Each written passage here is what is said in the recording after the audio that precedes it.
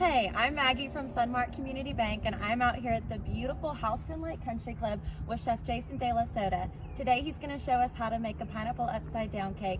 So come on and join us inside and he'll show you how.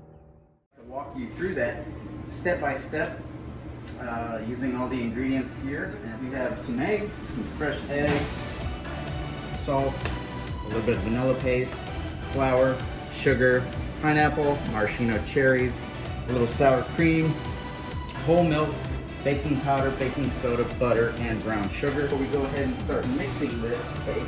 We're going to spray our pan out. We're going to cut a little piece of parchment or wax paper out to the diameter of the pan. We're going to set that paper right in the pan. And this is going to promote super easy cleanup. So I'm going to emphasize how important it is when you're baking or cooking in general to bring all the ingredients up to room temperature. This is going to make a great emulsion. So let's go ahead and start with that. We'll put the butter in the mixer and get it really airy. So once that butter looks like it's opening up, I'm going to start pouring in the sugar just a little by little. So as that process is working, I'm going to go ahead and start the sifting process of all the dry ingredients with the flour. So use a bowl, the flour that I've measured out, which is exactly 23 ounces of our flour in there. And then our leaveners, like I said, I don't have a sifter, so I'm going to use a whisk, which is a chef hack. You can put your baking powder, your baking sodas in there, and your salt, which is going to react with that. And then here I have a little dry powdered gelatin, which is another chef's secret to helping cakes hold their moisture. So I'm just going to put a little bit of that in there and sift that in there with the whisk. Slowly incorporating my sugar.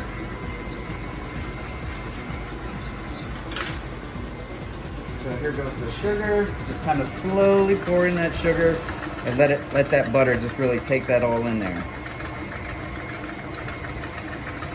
One of the things that I used to do when I first started cooking was I would take recipes from my favorite cooks or bakers or chefs, and I would take at least 3, put them side by side with the same yield, and just compare the ingredients and kind of like tweak it to my own taste.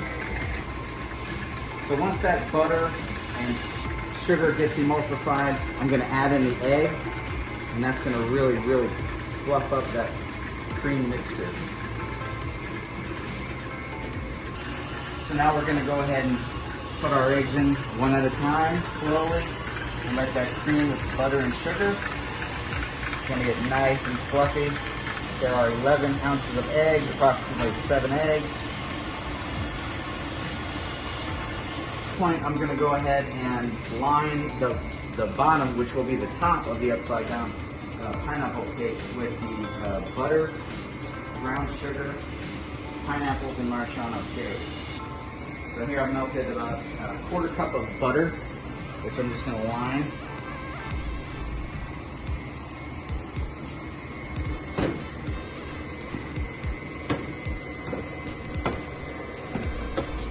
Let that get all in there. And I'm going to take a little bit of brown sugar, kind of sprinkle that around.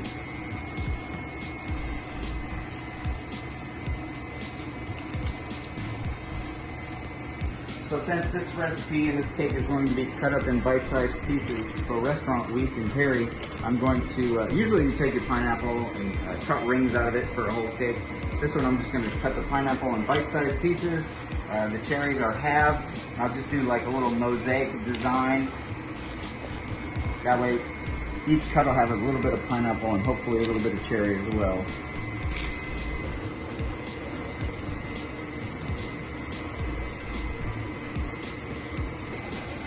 So next we're going to incorporate the vanilla.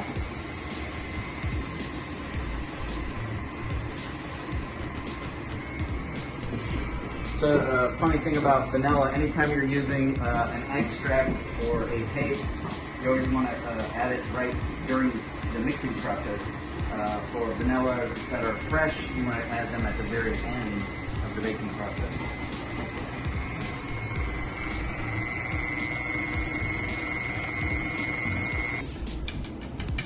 nice, perfect, fluffy, creamed sugar, butter, and eggs.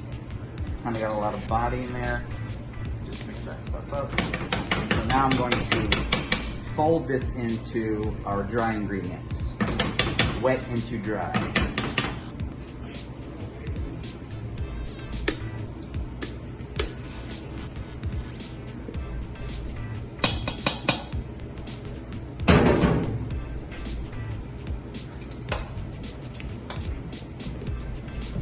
At this point, I'm going to add the whole milk and sour cream. Sour cream reacts with the leaveners. The milk just adds the moisture needed for the cake.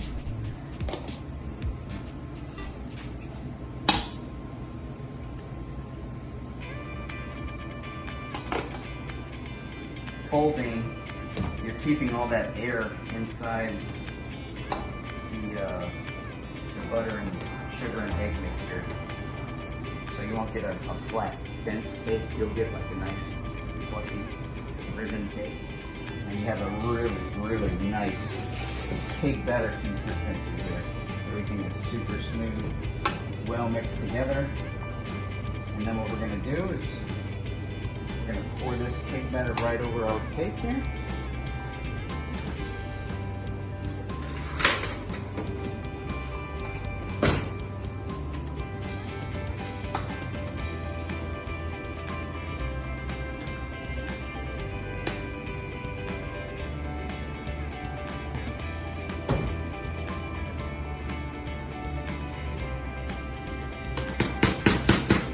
All right, we are ready for the oven.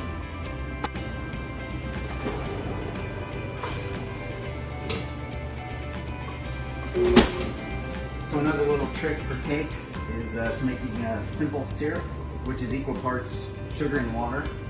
For this, since it's a pineapple upside down cake, and to give it a little bit of more pineapple flavor, I'm going to use pineapple juice in place of water, along with some white sugar. What I'm going to do is just get this warm enough to dissolve the sugar.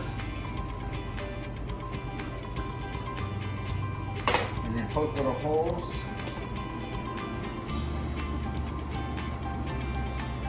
Into the cake. Got the pineapple juice and water to make our simple pineapple syrup. And we're just going to use a little bit of this to drizzle over the cake when it comes out. There's a little extra pineapple flavor and moisture. So I'm just poking the holes in this now to let the syrup into the cake. Drizzle this over there.